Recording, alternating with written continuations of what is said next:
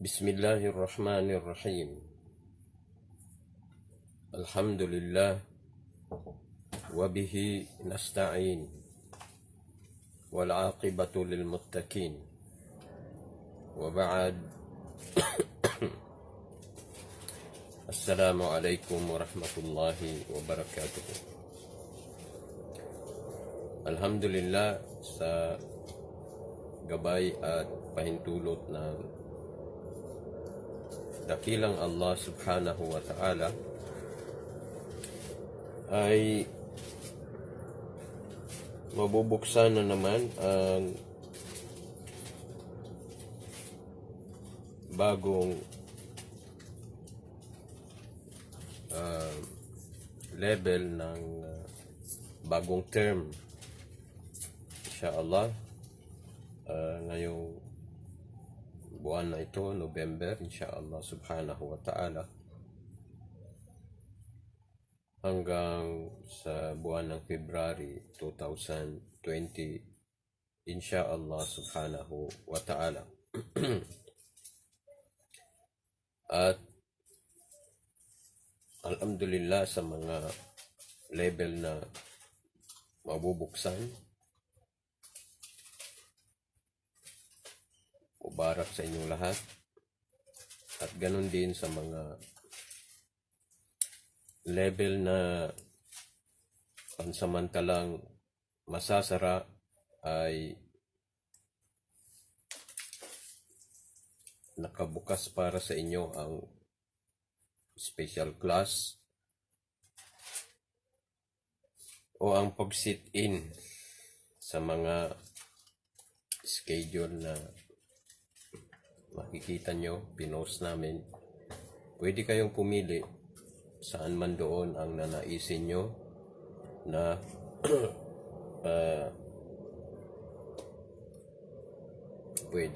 maaari kayong mag-sit-in.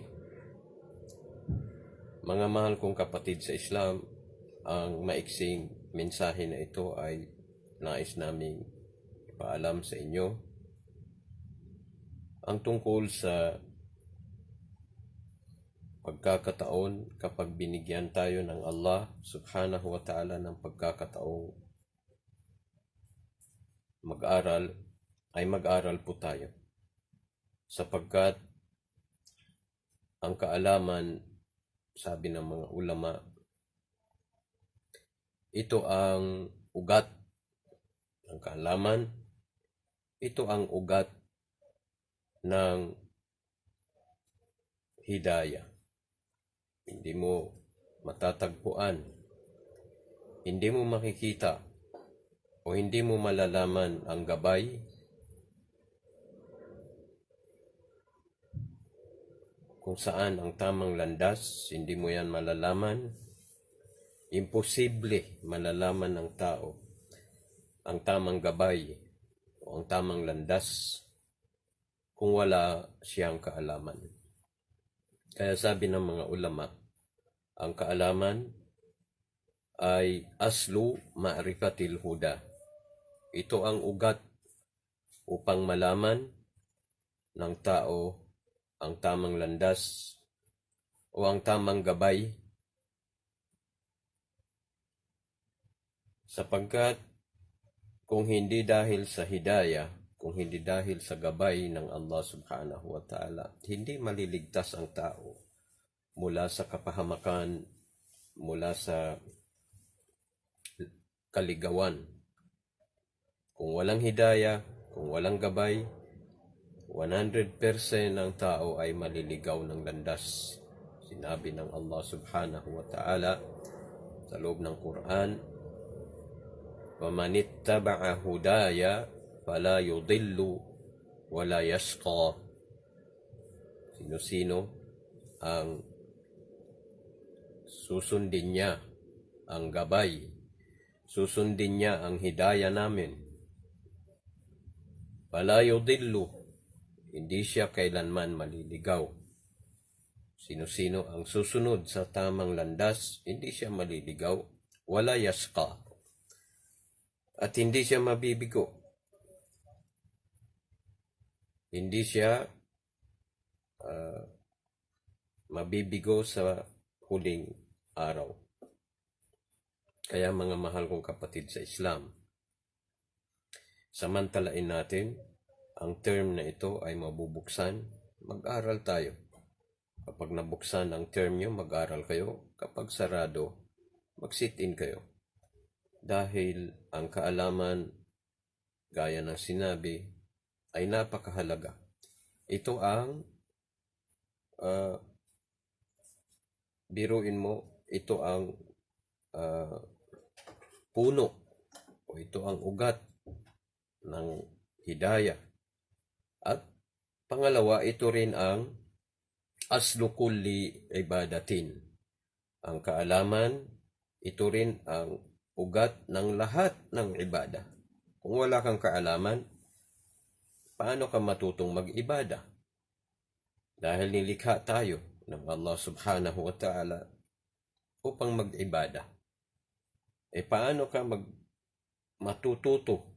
Paano mo magagawa ang ibada na gusto ng Allah subhanahu wa ta'ala kung wala kang kaalaman?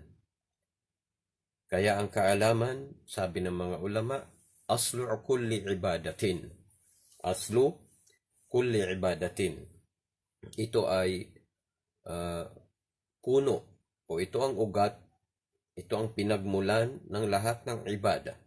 Nakatayo ang lahat ng ibada sa kaalaman. Dahil kung walang kaalaman ng isang tao, kailanman hindi niya magagampanan, hindi niya maitayo ang ibada. Ang akala niya nag-ibada siya, subalit pagdating ng panahon sa kabilang buhay, malalaman niya na hindi pala siya nakapag-ibada sa tagal niya dito sa mundo. Kaya mga kong kapatid sa Islam, mga anak apo ni Adam, mag-aral tayo, alang-alang sa hidayah, sa gabay. Aalamin natin ang tamang gabay. Mag-aral tayo, alang-alang sa ating pag-ibada, dahil sa araw at sa gabi, tayo ay nag-iibada. Dahil hindi natin maitayo ang tamang ibada kung walang kaalaman. Paano natin nalaman na ang ibada natin ay na nagampanan niya ang dalawang bagay? Ano yung dalawang bagay na napakahalaga sa ibada? Ang dalawang bagay na napakahalaga sa ibada ay yung malalaman mo na ang ibada mo ay khalisatan lillahi ta'ala, ay ikhlas sa Allah subhanahu wa ta'ala. Paano mo nalaman na ang ibada mo ay ikhlas sa Allah subhanahu wa ta'ala kung wala kang kaalaman? Pangalawang bagay, kailangan siya ay sawaban, takuna sawaban ala sunnatin nabi sallallahu alayhi wasallam. Kailangan ang ibada natin ay tama ayon sa sunna ng propeta Muhammad sallallahu alayhi wasallam. Kaya ang dalawang yan, ang dalawang bagay na yan, ang ikhlas at ang mutaba'ah, hindi natin yan malalaman at hindi natin maitayo kung wala tayong kaalaman. Kaya iniimbitahan ko po kayong lahat, mga mahal kong kapatid sa Islam, jazakumullahu khairan wa barakallahu fikum, na magsikap tayo. Kapag binigyan tayo ng Allah subhanahu wa ta'ala ng pagkakataon, i-grab natin yung pagkakataon na yun. At gaya ng sinabi namin noon, ang pinakamalaking pagkakataon na binigay ng Allah sa tao ay ang kanyang panahon, ang kanyang buhay. Habang nabubuhay ang isang tao, may pagkakataon siya mag-aral. I-grab mo yun. Habang may nandyan pa sa'yo ang buhay mo, kunin mo yan. Mag-aral tayo. Huwag tayong huminto. Dahil kapag mawala na yan, yung pagkakataon na yan, kahit gaano pa kaganda ang buhay mo, kahit gaano pa kadami ng kayamanan mo, kahit gaano ka pa malusog ang katawan mo, kahit pa ang lahat ng bagay ay nasa kamay mo, kapag inalis na ng Allah ang buhay ng tao, wala na siyang pagkakataong mag-aral, wala na siyang pagkakataong magsaliksik at alamin ang katotohanan, alamin ang hidayah, at alamin ang ibada na siyang tunay na dahilan kung bakit tayo nilikha ng Allah subhanahu wa ta'ala.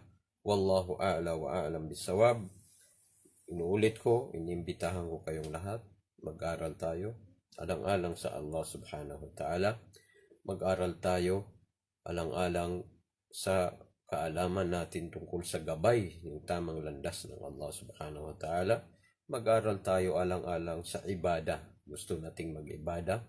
Tunay na gusto nating mag-ibada. Kaya pag-aralan natin ang ating pag-iibada upang tanggapin ng Allah subhanahu wa ta'ala. Wallahu a'la wa a'lam bisawab. Wa aqulu qawli hadha wa astaghfirullah wastaghfiru innahu huwal ghafurur rahim.